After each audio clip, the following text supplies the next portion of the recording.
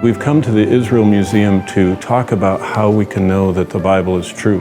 And many of the things we're going to see in this museum are the only archaeological proof of things that were written in the Bible. For example, it talked about King Herod, but they never found a place where King Herod was buried until Ehud Netzer excavated right here on the Herodium.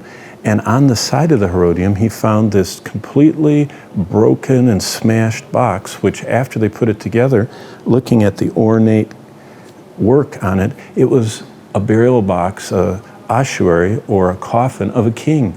And it is believed to be the actual sarcophagus of King Herod. This is one of the ornamental cornices, one of the decorations, and you can see in this movie here a reconstruction of what Herod's palace looked like and also what his final resting place looked like. King Herod, as we saw in Matthew 2, was the king that was over Israel when the wise men came looking for him who had been born the King of the Jews. Historic evidence that tells us this is the book we can trust, that everything written in the Bible is archaeologically verifiable. If you look long enough, you find everything the scriptures say is really there. Now, moving down here is my favorite part of the whole Israeli Museum, and as we study here, we know that the Bible gives the account of the crucifixion of Christ. And in that account, it says that there are two men that were presiding over Christ's crucifixion. One of them was Annas, and it says his father-in-law, Caiaphas. Right here is the burial box with the inscription, Joseph, son of Caiaphas. And so it's an actual inscription that historically captures the biblical account of the high priest in the time of Christ. And this box actually is the first time we've found an archaeological evidence of the name of Caiaphas in the Bible. This was found when they were making a parking lot over in Jerusalem off the Valley of Hinnom. And as they looked at it and the ornate inscriptions that you can see here and here, it's the first archaeological verifications of what the Bible said about Caiaphas. This second one is the only archaeological verification of Pilate. This inscription was found in Caesarea, in the theater that faces the sea, and it says on the inscription, Pontius Pilate, procurator of Judea.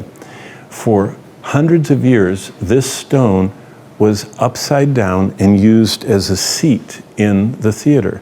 But when they restored the theater in 1960, they picked up each seat, and when they picked this seat up, there was this inscription, this Roman inscription that Pilate had made a donation in the city, and they had inscribed his name on it. This next one is probably the most thrilling of all these because we read about the crucifixion of Christ, but there's never been any archaeological evidence of crucifixion until this ossuary box was found. On the side, it has a name and it says crucified. Inside was found this, and this is a fascinating piece of archaeology. That is a Roman spike. And if you notice, the end is curved because as the crucifixion took place and as they nailed in the heel bone, somehow the end of the spike hit something so hard it curved under. And when they tried to pull it out, they couldn't. So instead they buried into this box this crucified heel bone of this first century 18-year-old boy. Archaeological evidence of crucifixion. Amazing. Another evidence that the Bible is true.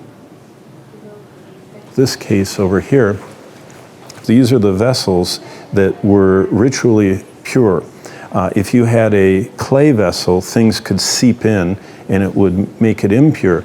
But these vessels that you see in these cases and the lamps that are in the next case are all examples of what Jesus was talking about when he spoke to the religious leaders and said, foxes have holes, birds of the air have nests, but the Son of Man has nowhere to lay his head.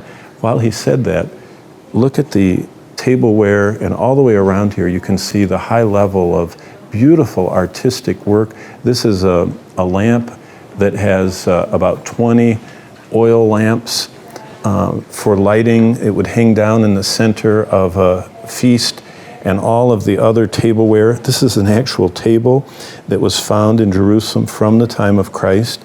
and it shows the high level of civilization that the people had while Jesus was teaching. But again, all of these stone objects are from those that were following the ritual purity of the Jews. This stone was found in the excavations, and this stone says, "No foreigner shall enter." And it actually was from up on the railing that had the inner courtyard of the temple, that Gentiles could only come up to that fence, the fence that divides off the courtyard of the Jews. If a foreigner came in there, it was punishable by death. In the Bible, when Paul brought any of the Greek converts, they could not go in, but when he brought Timothy into the temple, he was told that the mob said that he brought a Greek into the temple. And actually, Timothy was not a Greek. He had a Greek father, but he was Jewish. And so the riots around Paul's time were because of this stone that said no one could bring any Gentile in. This stone is fascinating. This comes from this upper corner. You can see a picture of it right here, and it's the trumpeting stone.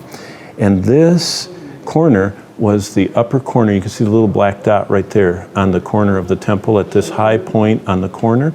The trumpeter would blow the trumpet to tell the time of the sacrifices and the beginning of the Sabbath.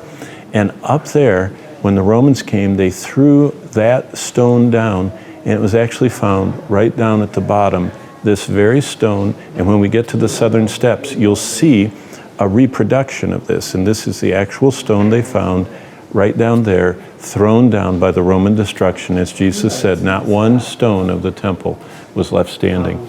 This last plaster model here was found in the walls in the Jewish quarter archaeological work. And into the wall, you can see the actual drawing of the 7-arm menorah. And it's the only archaeological drawing inside a Jewish house of what the menorah looked like. And you can see a close-up of the 7-branch lampstand. Menorah is what the Bible calls a lampstand, and the Jewish menorah has 7 lamps on the lampstand. All of these further evidence of the details of the Bible, the events of the Bible, from Paul, from the trumpeting time, from even John talking about the 7 lampstands.